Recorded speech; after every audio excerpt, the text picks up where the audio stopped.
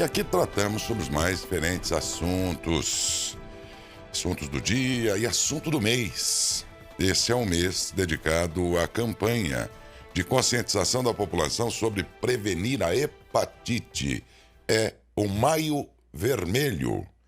E todas essas datas mensais têm ajudado muito a prevenir, viu? Deu tão certo, acho que, salvo algum engano, começou com o Outubro Rosa por alguns anos, e deu tão certo a conscientização, funcionou tão bem, que aí outras enfermidades, outras doenças foram sendo tratadas em outras datas e tudo mais. Aí veio depois o Novembro Azul, a questão do câncer de próstata, e acontece que hoje nós temos todos os meses esses males mais comuns, mais sérios, sendo tratados. E nesse maio estamos tratando exatamente sobre a questão da hepatite. Também nós aqui não nos furtamos. Toda data a gente vem, traz um médico para falar a respeito, porque é a nossa participação nisso tudo, não é? E por isso é que está com a gente o médico cirurgião gastroenterologista, doutor André Riso. Bom dia. Bom dia, um prazer estar aqui novamente. Tudo bem, doutor André? Tudo bom? Tudo ótimo com vocês, certinho? Por aqui tudo bem também, todos também, tá tudo bom, né? Que bom. Eu acho que é assim que a gente tem que falar, né? Como aqui na abertura do programa hoje eu disse, gente, um milagre já aconteceu hoje cedo. Acordamos. Sim. Exatamente. Muita gente não acordou. E a gente acordou. Mas tem que tomar cuidado para que as doenças, né? Ou pelo menos aquelas que são preveníveis aí, não te permita acordar qualquer dia desses. Então vamos falar de hepatite, começando por isso.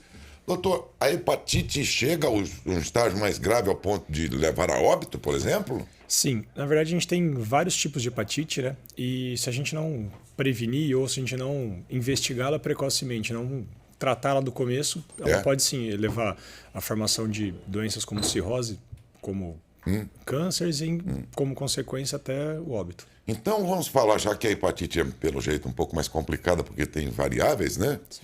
Vamos falar de cada uma delas, a começar pela, se é que pode ser chamada assim, a mais leve, até a mais grave. Tá. Sim, a das manifestações das hepatites, a mais leve, ou que a gente considera mais leve, vamos colocar assim, na maioria das sempre vezes mais doença, leve, né? sempre uma doença. Seria a hepatite A, que normalmente é uma doença mais tranquila, uma doença que muita gente teve e nem sabe que teve, mas ela tem várias manifestações, vale a pena sempre ficar atento a ela, porque não é porque ela é mais leve normalmente do que as outras que ela é menos séria ou que não exige um segmento, uma avaliação e, consequentemente, tem seus riscos, né? Então, ela é uma doença mais tranquila, é uma doença que muita gente teve contato em algum momento da vida e nem soube. Muitas vezes no consultório a gente está investigando e a gente descobre que o paciente, mas você já teve hepatite A? Não. Quando era pequeno teve uma época que eu fiquei um pouquinho amarelinho, tudo mais, mas nunca deu atenção. Ela é diferente das outras hepatites que normalmente cursam com maior gravidade. Você está dizendo que tem gente que teve e nem percebeu? Os sintomas dela, para muita gente, acaba sendo um sintoma muito brando, né? Então, e ela cura, ela passa sozinha? Muitas então? vezes sim, muitas vezes ela acaba sendo autolimitada, né? E a gente acaba não tendo manifestações mais graves, normalmente ela é bem tranquila. Claro que em algumas situações, como toda doença, ela pode evoluir com outras manifestações mais graves, levando até uma hepatite fulminante, bem mais raro, claro. Mas pode. Então, mas muita gente acaba tendo ela porque ela é uma doença que ela é diferente das outras, né? Ela acaba sendo passada por saliva, é o que a gente fala que é oral fecal, vamos colocar assim. Então, por ser uma transmissão mais comum, acaba sendo mais comum e, consequentemente, mais disseminada. Para prevenir a hepatite A? A melhor forma de prevenção da hepatite A é se você descobrir que alguém tem hepatite A, você tomar os cuidados, itens pessoais. Contato com a pessoa, saliva. Saliva. E aqui, Matão, assim, pra gente aqui, a gente é um privilegiado, eu acho. A gente tem uma qualidade de saneamento básico muito bom. Então, isso afasta muito a possibilidade de transmissão da hepatite A. Aí você falou uma grande verdade, viu, gente? Se a gente vê esse país inteiro por aí, metade da população não tem saneamento básico. Metade desse país, Brasil afora. Sim. É que nós estamos em São Paulo, estamos em Matão aqui, onde o esgoto, por exemplo, é tratado por uma empresa, numa estação, isso a gente tem que admitir, de primeiro mundo. Exato. né? Uma estação de tratamento nossa aqui é de primeiro mundo. E não vai nisso propaganda alguma. É que é verdade. Você pode não concordar, às vezes, com razões de tarifa, sei lá o quê, tá? Mas que até também a própria empresa diz que não é a metade, não. Ela recebe algo em torno de 30%. Essa discussão não ficou clara ainda, mas o que está em questão aqui é a estação de tratamento que nós temos em Matão é de primeiro mundo. Cidades muito maiores aqui não tem uma estação como a nossa. E Matão pode crescer, pode dobrar o tamanho que a estação está. E se você tiver... Então, é um baita diferencial, gente. Se tiver curiosidade, outro dia eu estava olhando a conta de água e tudo mais, né? E você pega para observar, eles colocam lá coliformes fecais, infecções, E. coli, são bactérias e tal. E a gente é um privilegiado, porque isso não é uma realidade não é independente Brasil. Não é Brasil. de empresa, de não ser empresa. Aqui em Matão a gente Qualquer bem... pessoa que conheceu o Brasil sabe do que nós estamos falando. Brasil afora a coisa é feia, minha gente. Feia, feia, feia. Sim. E quer dizer que essa questão de saneamento é um agravante para a questão da hepatite, então. Sim, né? Com certeza. Muito bem, falamos da A. A próxima. Ó, aí a gente entra no mais comum que a gente tem aqui as mais comuns seria hepatite A, B e C. A hepatite B, ela por muito tempo ela foi uma manifestação extremamente grave, mas é uma hepatite que a gente tem as vacinas, né? Então, a gente se a gente tiver o calendário vacinal ok, tiver em dia, em ordem, que eu espero que todo mundo esteja, né? A hepatite B é uma doença que ela é grave, ela tem manifestações extremamente graves, mas ela é uma doença que ela é prevenível, né? Hoje em dia, no nosso calendário vacinal, faz parte tem a vacina, e isso afasta de forma assim super importante a prevalência e incidência dessa doença. Tá? A vacina, então, só serve para B? Na verdade, a gente tem a vacina para A também. É? Tá? Se eu não me engano, pelo SUS, pelo posto, a gente tem a vacina, se eu não me engano, é de 12 a 18 meses. Mas eu não pego o calendário vacinal já faz um tempo para te falar a data certinho. Mas eu sei que para A e para B a gente tem a vacina. Essa é mais grave, então, a B? A B e a C. Só que a B, ela acaba... A B e a C, elas acabam cursando com uma gravidade importante. As duas, se não tratadas ou se não diagnosticadas precocemente, elas tendem a caminhar muito mal. Tá? Mas hoje em dia, por conta da vacina, a B hoje tem perdido um pouco de força no cenário e a hepatite C toma um pouco esse poder. Tá? Mas hoje eu considero, na minha opinião, tá? Eu tenho mais medo da C do que da B, para falar a verdade. Então, a hepatite C, doutor, é a mais grave, então? As duas hepatites são graves, mas é que a manifestação da hepatite C, até um tempo atrás, a gente não tinha tratamento para hepatite C. Se a gente pegar 10, 15 anos, a gente não tinha um tratamento eficaz para hepatite C. Hoje em dia, a gente já tem um tratamento para hepatite C, o que diminui muito a manifestação da doença de forma grave, de forma evolutiva, cirrose, câncer e tudo mais. Então, até, vamos colocar uns 10 anos atrás, eu consideraria a hepatite C mais grave. Hoje depende de manifestação de cada paciente. Mas, de uma forma geral, eu tenho mais medo da C do que da B. E como saber, doutor? Como saber se a gente está com hepatite ou não? Tem alguns sintomas que é bom a gente ficar atento? Ou ele se confunde com outros sintomas, tipo uma virose? Muitas vezes, a manifestação da hepatite ela acaba cursando com sintomas generalizados. O que diferencia um pouquinho de uma virose geral, vamos colocar assim. O paciente ele pode ficar amarelinho, que a gente chama de icterícia. O nome bonito do amarelo é icterícia. Então, o olho começa a ficar amarelo, o cocô começa a ficar com um aspecto mais esbranquiçado, ele perde aquela cor natural dele. Muitas vezes o paciente evolui com vômitos, com mal-estar geral, e aí é a hora que ele começa a se preocupar para ir atrás de investigar. Infelizmente, na maioria das vezes, o começo das hepatites ela não manifesta. Ela demora um pouquinho para começar a manifestar. Então, por exemplo, fui fazer uma unha, me cortei com um alicatinho que usa geral, ou sou usuário de droga, uso droga injetável, nunca senti nada, tá tudo bem. Não é assim. O que a gente percebe no dia a dia é que muita gente tem hepatite e nem faz ideia porque muitas vezes ela demora para manifestar. Tá? Legal, doutor, o senhor falar como os produtos que são usados aí para fazer a unha, as mulheres geralmente usam. Importante cada um ter a sua ou que seja bem higienizado, né? O que eu coloco é sempre assim, de preferência que produtos pessoais, lâmina de barbear, alicatinho de unha, escova de dente, entre outras coisas, a gente use de pessoal, né? E se eu faço unha em salão, às vezes, então cheque sempre se tem um ambiente adequado para fazer a esterilização desse material, porque senão usa numa pessoa, usa numa outra pessoa e aí aumenta muito o risco de passagens de doença, né? Então temos que tomar algum cuidadinho com isso. Bom, quando fala de hepatite, doutor, a gente lembra aí no vírus, mas é só vírus que causa hepatite? Na verdade, a hepatite ela acaba sendo uma inflamação do fígado, né? Então várias, vamos colocar assim, coisas, é feio de falar, mas várias coisas podem causar hepatite. As que nós conversamos aqui, hepatite A, B e C, elas são causadas por vírus, né? Mas o uso de álcool excessivo pode causar manifestação de hepatite alcoólica, o uso indiscriminado de muitos medicamentos não receitados, medicamentos que você compra em farmácia, mesmo em balcão de farmácia, que é super comum, por exemplo, paracetamol, são medicamentos que podem causar também hepatite.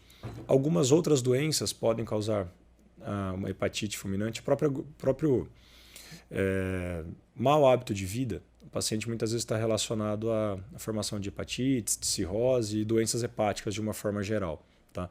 Mas hoje, se eu tivesse que listar, fugir um pouco das hepatites virais, eu destacaria toda a parte de uso de medicamento, que chega a ser assombroso, tanto de automedicação que a gente encontra, e estou de novo falando, outra vez a gente conversou um pouquinho de automedicação, estou falando de novo, porque a gente chega às vezes no consultório, paciente com alterações hepáticas, que a gente faz os exames, doutor, mas eu nunca tive nada, e a gente investiga, vem todas as hepatites A, B e C, tudo negativo, só que com todos os exames laboratoriais de fígado alterado, e a gente vai ver, o paciente vai na farmácia, toma chá de não sei o que, toma comprimido de não sei o que, toma vitamina de não sei o que, e aí vai fazendo aquela lista, e aí vira um hiperfarmaco, vamos colocar assim, o paciente se destrói por conta de tentando proteger o corpo, ele acaba prejudicando o próprio corpo.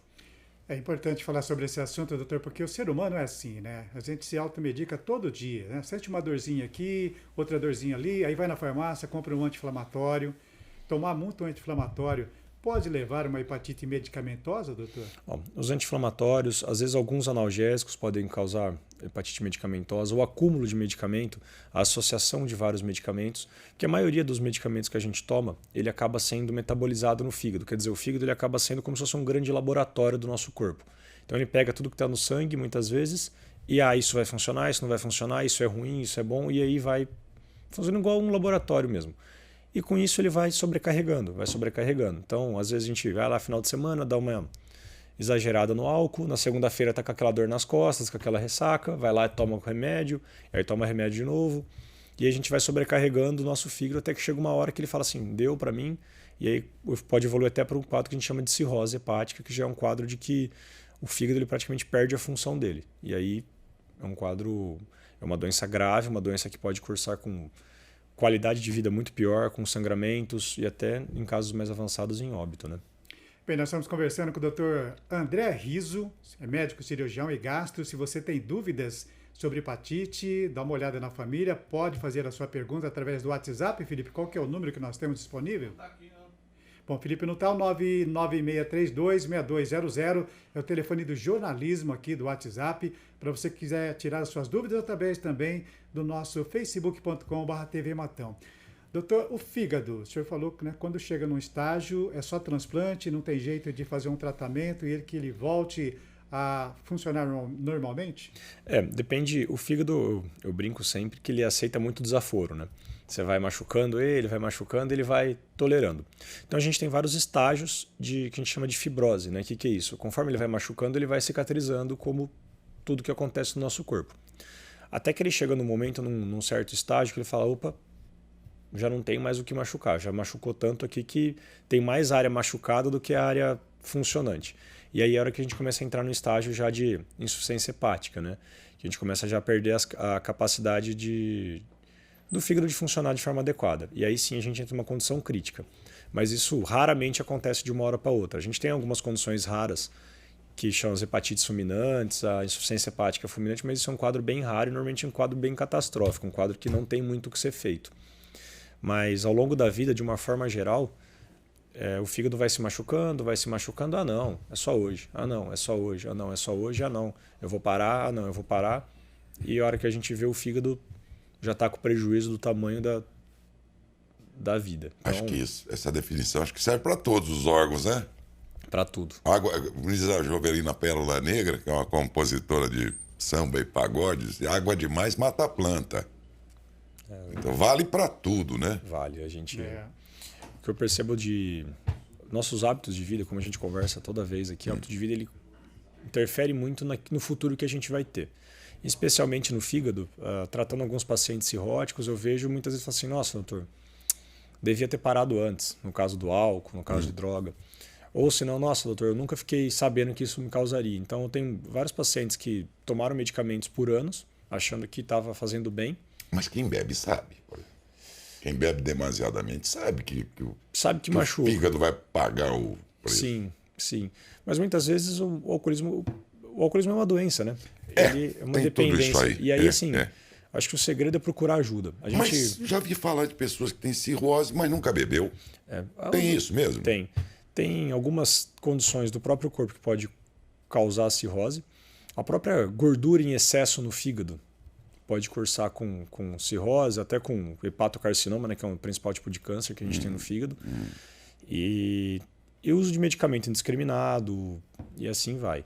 Eu sempre faço uma pergunta para os médicos, na especialidade dele, o que é mito e o que é verdade, daquilo que popularmente se fala, né?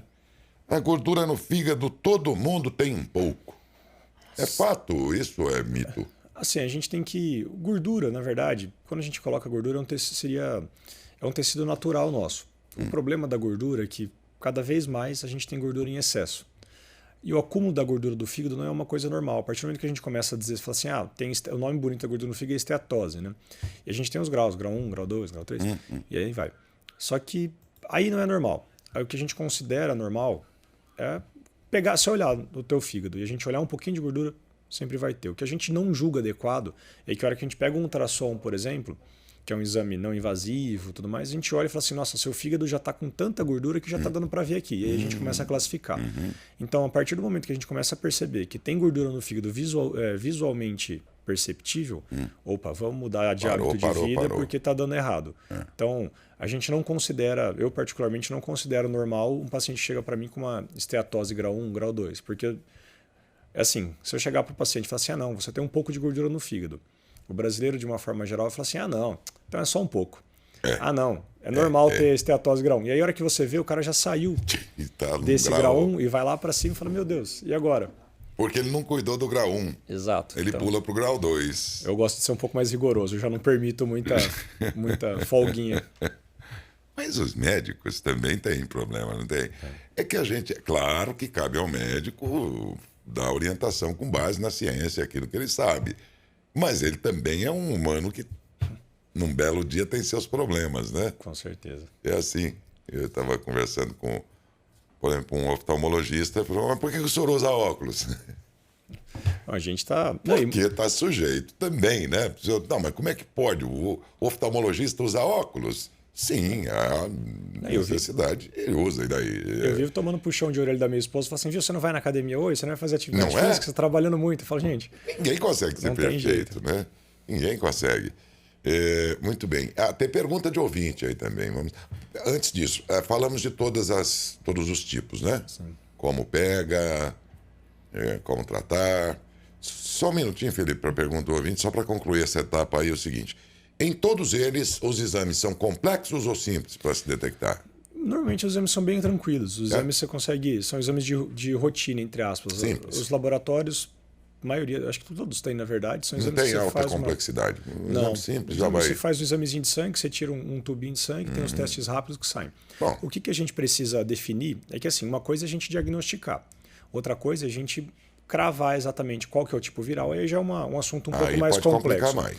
E aí muitas vezes a gente tem que pedir vamos colocar assim, a formaçãozinha do vírus, tudo mais, mas isso é mais complexo, isso não é para o dia a dia. Mas isso tem disponível. Tem disponível. Por exemplo, em Matão. Matão é... No SUS também? No SUS também. No SUS também. Então, inclusive no hospital, quando a gente vai fazer algum procedimento cirúrgico ou vai fazer alguma transfusão sanguínea, alguma coisa assim, é praticamente rotina do hospital proteger tanto o paciente quanto tudo para isso. Então, quer dizer, não tem desculpa? Não tem desculpa. Não tem desculpa. Pergunta do ouvinte. Lucélia pergunta sobre o compartilhamento de esmaltes ou uso. E acaba pegando hepatite? Ah, boa pergunta. Alicatinho, essas coisas de cutícula lá Ou que até elas mesmo usam. o uso, né? É. O uso. O esmalte não tanto. O esmalte, na verdade, não tem muita relação, porque primeiro que os componentes do esmalte, eles não são a troca do esmalte. O que não pode acontecer? Por exemplo, tô sangrando, vou lá, passo o pincel em cima, o outro vai lá e passa o pincel em cima. Aí sim. Aí é perigoso porque você está tendo exposição com o sangue. O esmalte em si não tem muito problema. Agora, alicatinho, essas coisas, Aí sim. complicou. Aí né? é complicado, porque se eu uso, depois você usa, depois ele usa, e aí, se não tiver uma adequada esterilização, uma estufa, tudo mais. Tem mulheres que parece que vão ao extremo quando levam o próprio material para a pessoa lá que vai. Eu acho que seria o adequado. É radical isso? Eu acho que não. Acho Não? que isso é o adequado. É bom que a pessoa tem o kitzinho dela, leva lá, esse aqui é para mim. Exato. Para podóloga, né? É porque vai fazer lá o serviço e tal. Manicure. Manicure, Podóloga, desculpe. Manicure e pedicure. Podólogo. O que é podólogo, então? É da unha também. Ela Também é a mesma coisa, não é? Eu tô ficando louco.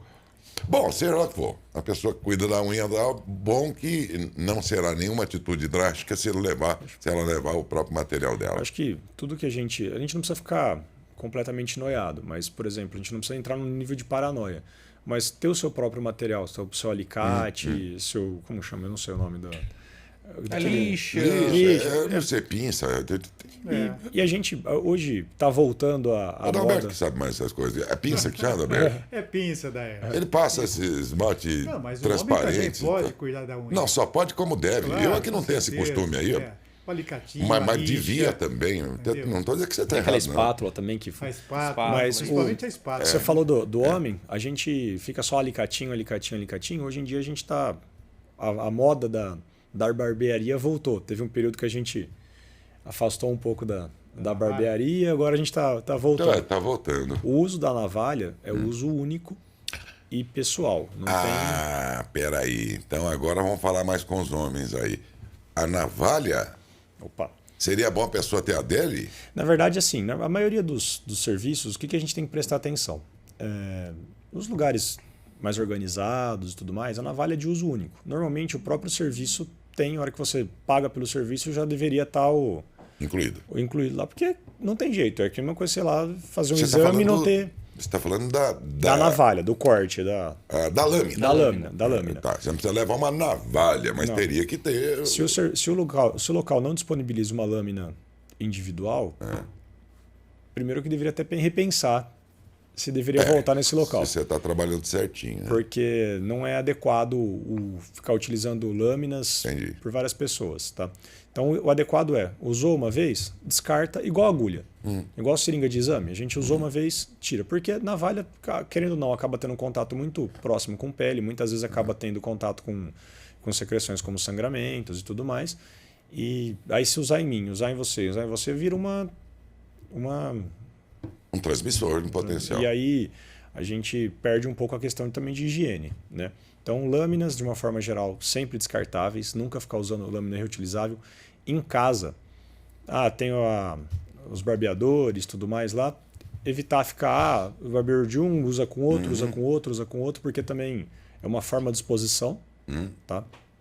Então, eu brinco sempre que o item é pessoal, não é para ficar, não é coletivo. É o próprio nome já deixar você claro. não estará sendo radical se fizer isso. Muito pelo contrário. Para o pessoal que tem barba e tal, não é meu caso que eu corto toda sexta, feira santa. Não tem. O meu bigode lá em casa é apelidado de futsal. Bigodão futsal. Tem 5 de um lado, 5 do outro. Só. Pergunta do ouvinte. A Maria Luísa, ela falou que tem fígado gorduroso, não toma remédio para isso. O que ela pode fazer, doutor? A melhor medida que a gente tem para fígado gorduroso, tem vários medicamentos, mas assim, a melhor medida para quem tem gordura no fígado é mudar o hábito de vida. Atividade física, repensar na tua alimentação. Não adianta a gente, mais uma vez, encher de remédio, que eu brinco sempre. Toda vez que eu falo, não adianta eu te prescrever 200 mil remédios e seu hábito de vida não ajudar. Então, para quem tem gordura no fígado, é um bom sinal que mostra que, olha, preciso mudar meus hábitos de vida. Então, fazer uma atividade física, diminuir a quantidade de óleo e gordura nos alimentos, alimentos menos calóricos, como farinha branca, essas coisas. E muitas vezes tem que passar por uma avaliação. A gente tem alguns protetores hepáticos, alguns medicamentos que protegem o fígado. Não tem nenhum grande estudo que realmente comprova que realmente eles mudam. Eu vou interromper o senhor. Eu gosto de fazer pergunta popular, quer dizer, o que o povo tem de conhecimento popular, tal, né? E aí você entrou num assunto inevitável, muito praticado aí por muita gente. Não vou falar de marca, mas EPAs não sei o quê, EPA não sei o quê, EPA... Entendeu? Aqueles tubinhos lá que o cara toma e tal, e ele acredita que aquilo faz bem. É mito ou é verdade? Olha, eu não gosto muito não, viu? Eu não vejo muita relação com melhor, até porque se fosse, seria tratamento preconizado para quem tem cirrose, seria lá, cirrose hepática, medicamento, vai lá, compra aqueles 10 tubinhos e toma. Então, não é assim que funciona, né? Muitas vezes esses protetores hepáticos, entre aspas, eles acabam funcionando mais como placebo, do que como qualquer... Porque muitos deles também têm a questão de analgésico, tem a questão do uma dipirona e tal, e então o paciente acaba se sentindo melhor depois de usar. Tá. Mas usar eles como protetor, falar assim, não, vou beber o mês inteiro, vou tomar eles que eu estou protegido. Aí não, né? Pergunta popular, é mito ou verdade? Outra coisa que muita gente diz, quando você levanta na ressaca das cervejas, daquilo que você bebeu, toma outra por cima que você ajeita, fica bom de novo. É fato. Aí você toma. Aí você vai fazendo isso consequentemente até você descobrir a cirrose, né? Não. Porque a sensação é de que melhora. Não. Né? O cara acorda no nhaca danado, aquele gosto de cabo de guarda-chuva na boca, né? Aquele negócio. Aí ele fala: toma mais uma aqui agora que você vai ver só como ajeita. E a sensação é que dá uma melhoradinha. Ou é o ânimo do álcool lá que faz o cara achar isso? Acho que é o ânimo de destampar mais uma, né? E o chá de boldo? Boldo! Outra, boa. Tem um pezão de boldo em casa lá que... O boldo resolve quase tudo, né? O povão fala, faz um chá de boldo, rapaz. Não, você sabe que eu sofro. Às vezes eu sofro no consultório que o pessoal vem com uma lista de chá, de coisas naturais lá. Não, sempre tomei esse, dá certo. Sempre tomei. Aí o boldo, mais famoso. Nunca vi nada, assim, nunca li nada recomendando o boldo para diminuir ressaca. Não faz mal. Ah, Mas também não faria esse bem aí todo que... eu não tomaria, não.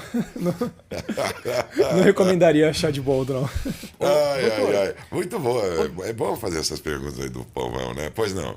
Sônia Vieira participou aqui através do Facebook. Ela pergunta, doutor, gordura no fígado pode virar hepatite? Na verdade, a gordura no fígado ela pode cursar com... Ela pode aumentar a inflamação do fígado, tá certo? A gordura ela é inflamatória, né? Existem algumas doenças mais graves, na verdade, que propriamente... A hepatite, por ser inflamação, ela pode cursar com essa inflamação, mas o que dá mais medo da gordura no fígado é a evolução para casos mais graves, de cirrose ou às vezes até de hepatocarcinoma, que é o câncer, tá? Que são, querendo ou não, as complicações temíveis da hepatite acabam sendo essas evoluções também, o hepatocarcinoma e a própria cirrose. Então, querendo ou não, a gordura no fígado ela é um dos principais fatores de risco para câncer de fígado, né? Então, não é uma doença, como eu disse, esteatose grau 1 não é normal. Não é, então, temos que nos preocupar com isso. Ana Paula pergunta, doutor, ela teve hepatite quando criança e se essa hepatite pode voltar agora na fase adulta? Isso depende bastante. Na verdade, algumas hepatites a gente tem que olhar como foi tratado, que hepatite que foi. Depende muito da idade dela. Os medicamentos que a gente tinha no passado não são os mesmos que a gente tem hoje. A maioria das vezes, as hepatites nas crianças elas são resolvidas e pronto, acabou. Tá?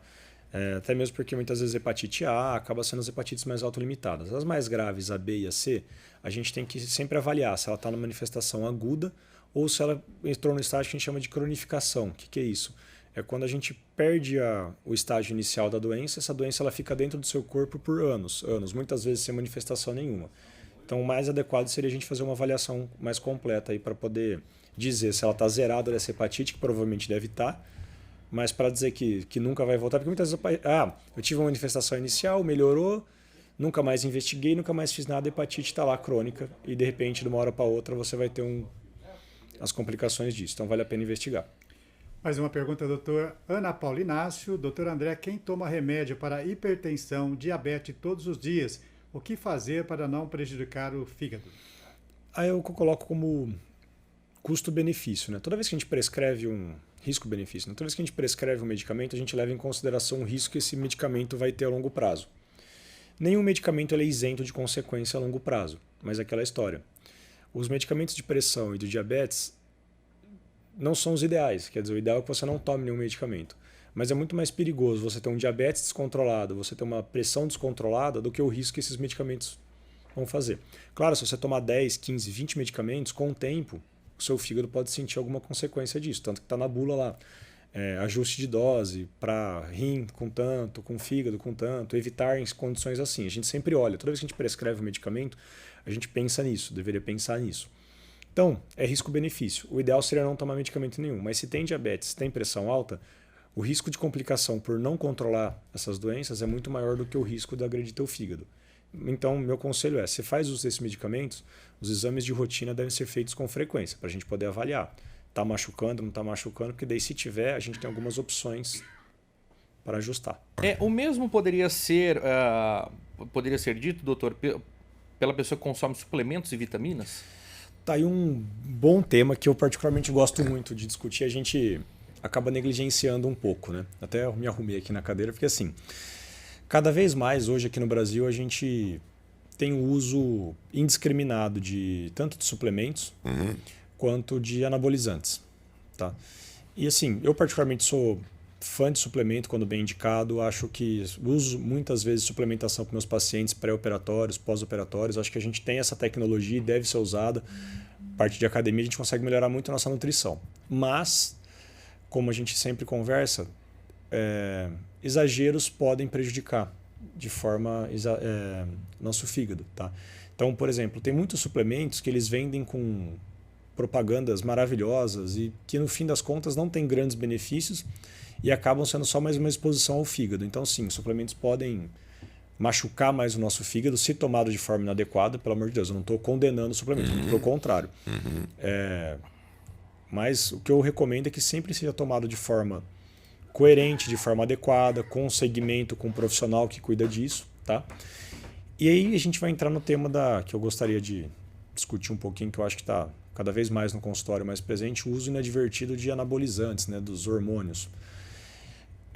Até teve agora recentemente uma proibição do governo federal do uso estético para anabolizantes, né? Porque o que a gente percebe assim, a gente vai na academia ou no dia a dia nosso, cada vez mais estava vulgarizando o uso desses hormônios. E isso acaba com o fígado, sobrecarrega de forma exagerada o fígado, podendo causar hepatite fulminante, podendo causar falência hepática, problema renal, além de destruir praticamente toda a sua sequência hormonal que você tem no teu corpo. Então, para as mulheres, efeitos colaterais gigantescos, para homens, efeitos colaterais gigantescos. A gente cansa de ver gente internada com abscesso hepático, com insuficiência hepática, tudo por conta de uso indiscriminado de anabolizante, tá? Então, aquela história de que, não, todo mundo toma, isso aqui não vai ter problema. Nessa dosagem não tem problema. Ou não, não. Esse é de comprimido, porque tem essa lenda, né? Esse é de comprimido, então ele não passa pelo fígado. Tudo balela. No fim das contas, tudo vira sobrecarga no teu fígado e você pode ter uma hepatite por conta de uso de esteroide anabolizante. Brinca não, gente. Brinca não. Décio, última pergunta? Claro. Última pergunta, doutor. Marineia Alves Gregório. A tireoide pode levar alguém a sintomas de hepatite ou problemas no fígado? A tireoide em si não. Na verdade, quando a gente fala de tireoide, são duas. A gente tem várias manifestações da doença da tireoide. A tireoide é um órgão que a gente tem no corpo, né? E que muita gente tem o hipotireoidismo, que é quando a tireoide não funciona direito, vamos colocar assim, e a gente precisa fazer a reposição hormonal. Os sintomas dela normalmente não cursam com sintomas de fígado, com icterícia e tudo mais, tá? O que muita gente pode confundir às vezes é tá com uma hepatite, aí sente aquela dor no corpo, aquela moleza, aquela canseira e bota a culpa na coitada da tireoide. Mas assim, não tem relação, tá? Nossa, tem um monte de perguntas. Doutor, eu queria responder a todas elas, mas ao mesmo tempo nós temos o tempo avançado. Então, nós vamos fazer um pinga-fogo aqui, né? Bate-bola. Um bate-bola, de modo que a pergunta seja breve e a resposta tanto quanto Perfeito. possível também. Pois não, Felipe? Os Luiz ouvintes. pergunta, esteatose pode ser detectada por exame de sangue? A esteatose, a gente tem os sinais indiretos que, na verdade, o fígado está sentindo. As enzimas hepáticas elas podem subir, isso pode ser um sinal de esteatose hepática. Omeprazol faz mal para o fígado, doutor? Em grandes dosagens ou em uso contínuo, ele pode machucar um pouco o fígado, sim. A gente tem que sempre ponderar. O José Carlos pergunta, eu tive hepatite aos meus 10 anos, depois desse tempo todo não posso doar sangue mesmo assim? Hoje eu tenho 55 anos. A questão da doação de sangue, eles acabam sendo bem rigorosos com os protocolos. Normalmente, quem já teve alguma doença que pode ser transmitida pelo sangue, normalmente eles acabam evitando. O antibiótico também pode ser prejudicial ao fígado? Sim, todos os medicamentos que têm metabolização hepática que passam pelo fígado podem sim prejudicar o fígado. O nosso ouvinte relata, tive 19 dias de febre e descobri que estava com gordura no fígado bem alta. Não como gordura, nem bebo. E descobri que por causa do remédio que eu tomava, por conta da dor de cabeça, crise de enxaqueca e por conta do bruxismo, o medicamento acabou me prejudicando. É verídico isso? Sim, alguns medicamentos, principalmente alguns analgésicos, como o paracetamol, eles podem machucar o teu fígado. E a Cibele acaba perguntando, a gordura no fígado é grave em que circunstâncias, doutora? Quanto mais avançada for a estágio dessa gordura no fígado, mais o seu fígado vai estar machucado. Então, mais grave acaba se tornando. De uma forma geral, toda a esteatose deve ser evitada, né? Mas em estágios mais avançados, acima do 2 para o 3, a gente já considera necessário um acompanhamento mais de perto. E para encerrar, o Marcos acaba perguntando se a amoxicilina também faz mal para o fígado.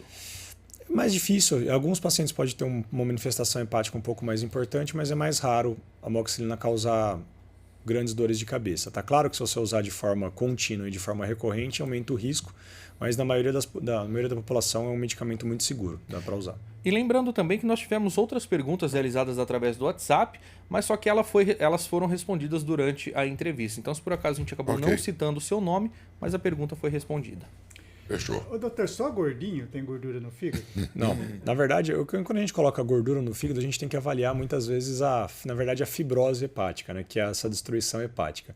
Então, às vezes pacientes magrinhos falam, nossa, mas ele é magro de tudo e está com o fígado machucado. É aquilo que eu falei. Existem hepatites autoimunes, quer dizer que o próprio corpo agride o fígado. Existem os medicamentos, como a gente já conversou, existem suplementos. Às vezes o cara está na academia super bombado lá, super forte, com o fígado destruído. Estourado. Então, assim, o rótulo por fora não muda muita coisa. Claro que a obesidade é um dos fatores de risco, mas não é porque você está magrinho que teu fígado está seguro. Fechou? Então, fechou. Que legal que foi a entrevista. Aliás, sempre que a gente entrevista o Dr. André aqui, dá belas entrevistas e interatividade, que isso é importante. Nós conversamos hoje com ele, que é médico cirurgião gastroenterologista, porque estamos no Maio Vermelho, a campanha de conscientização sobre a prevenção da hepatite. É a nossa primeira contribuição do mês para este mês de prevenção de hepatite, mas outras vezes voltaremos ao assunto ao longo do mês, porque o assunto não é só uma questão dos médicos, é uma obrigação da mídia disponibilizar conhecimento para as pessoas, e começamos isso, sempre fazemos, e hoje, na questão da hepatite, começamos o mês com o Dr. André Riso, a quem agradecemos. Obrigado, doutor. Agradeço muito mais uma vez a oportunidade, parabenizo pelo espaço, porque isso é maravilhoso para a população. Obrigadão mesmo. Nós que agradecemos.